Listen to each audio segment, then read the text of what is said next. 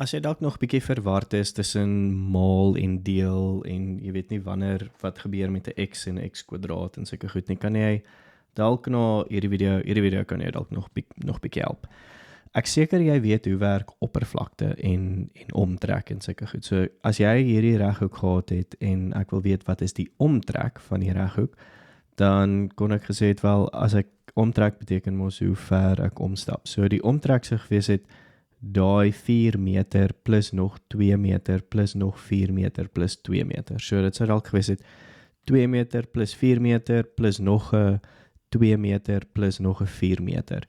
En jy sou nie eers 2 keer daaraan gedink het nie. So jy sou net gesê het, wel, okay, so dis 2 plus 4 plus 2 plus 4, so dis 12 meter. En jy sou dit net gehou het as meter. Jy sou nooit gesê het, dis nou ewe skielik vierkante meter nie, want jy sou geweet het dit is 'n afstand, dis 'n omtrek.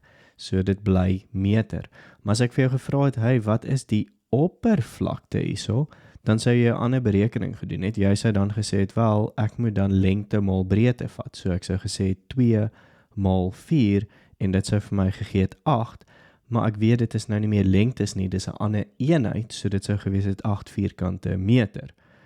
En dit is iets anderste as net gewone meter. So as ek vir jou 'n som gevra het, wat is 2 meter plus 8 vierkante meter, sou jy verward na my gekyk het, want jy sou gesê het, daar's nie 'n manier hoe ek meter en vierkante meter bymekaar kon tel nie.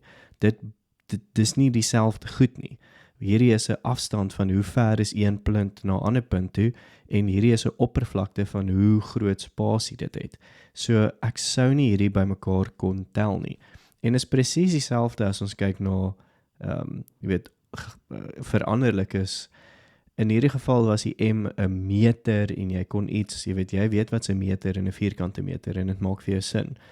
X en x kwadraat maak dalk nie vir jou sin nie. So as ek hier wou weet wat is die oppervlakte, sou jy gesê het, wel, die oppervlakte sou gewees het die lengte maal die breedte, en die lengte in hierdie geval is dalk 6x en die breedte is maal 2x. En dan sou jy gesê het, wel, ek weet 6 maal 2 is 12, en dan sou jy gesê het, wel, x maal x, in hierdie geval sou jy gehad met meter maal meter, so dis meter kwadraat, so in hierdie geval is dit x kwadraat. So jy kan half so daarna kyk.